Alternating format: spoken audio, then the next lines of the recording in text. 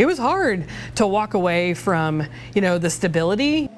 Leaving a job that pays the bills to chase a dream. I'm talking with two women who took that bold step to learn why they did it, just how hard it is, and what the rewards are.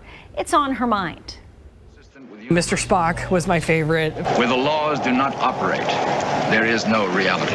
I sort of gravitated toward the scientists, the way they were just very curious about the universe and the world, and analytical and wanting to figure out why things were the way they were and dig deeper. Coming from a small town and just not even realizing that kind of science was even available to me to learn, just opened my eyes up to all the possibilities that I had no idea was possible. Christy Esslinger and Lydia Osmo light up when they talk about science. It's a passion they didn't fully discover until later in life. Christy spent 2 decades as a paramedic. It's kind of hard to keep doing on the body because it's 24-hour work, 24 hours a day. Sometimes you're on duty, and it was just really taxing on my body. At first, the plan was to go back to school to become a registered nurse. She started at TCC. I had to really get back into the studying of getting my brain to realize, okay, you can still learn. It took me a while to get into the swing of learning, but once I did, I loved it again. So much that she kept going, first getting her associate's degree, then while pursuing a bachelor's in microbiology, cell and molecular biology at OSU, she started working in the lab, doing research on colitis and Crohn's disease. Her wife is a Crohn's patient. It added a whole other layer of passion to something that I could look into and try to make a difference, not only for everybody out there, but for my wife. I was able to take a lot of my knowledge I knew as a paramedic, everything I knew that culminated into diseases, take that down to almost like a cellular level and figure out what is causing these diseases to start in the first place.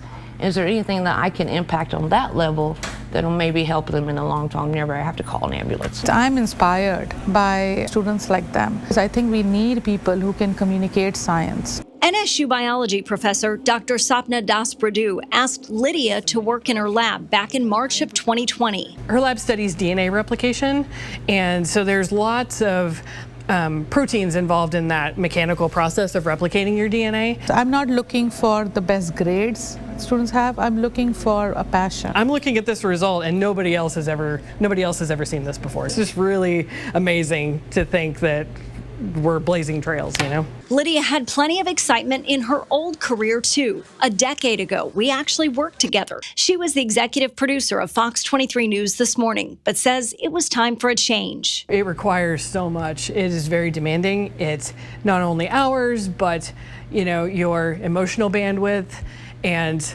working overnights, your physical bandwidth. And so it's just takes so much, and it's such an important job, and I have such admiration for people who continue to do it. But for me, I had just reached the point where it was untenable. My mental health was suffering too much. In 2022, she graduated from NSU with her bachelor's in cellular and molecular biology. In May, she earned her master's in natural science, and NSU named her their spring 2024 outstanding graduate student. She plans to get her PhD. She's a really good communicator. She knows how to break down complex topics and ideas into one that people can understand. Dr. Das-Pradue shared what her family said to motivate her growing up. Earlier this year, when the Oklahoma Foundation for Excellence awarded Dr. Das-Pradue the Medal for Excellence in Regional University Teaching. Okay, do it. She wants to see more women pursue science. Wherever they go, they'll inspire. A lot of women, a lot of students, I think. Their stories are just inspiring. They inspire me every day. It was hard to walk away from, the stability. Job hopping was something that was new to me. My parents didn't do that. I understand how scary it can be. Christy says there were times she wondered if she'd made a mistake, and she faced big challenges. My second year into my PhD, I was diagnosed with breast cancer. They did incredible things to bend over backwards to help me see me through all that. All the way through chemo and radiation. And the encouragement, just the support that I had going through that was incredible. So I think in that sense, I thought, okay, I am making the right decision. I am following the right path. She's interning with Eli Lilly and will come back to Oklahoma to defend her dissertation in January. Once you're in a career, it takes so much courage to start over. To try something else. Yeah. It did. But The reward's got to be so incredible. Just to know that you can see such a big difference in just the research that you're doing, and the fact that if that can culminate into something that actually becomes a treatment for a person, that's incredible to think that I could maybe relieve not only inflammation but pain too. Just the curiosity of it all. Now I'm closer to becoming Mr. Spock, if you will. As Spock said, change is the essential process of all existence.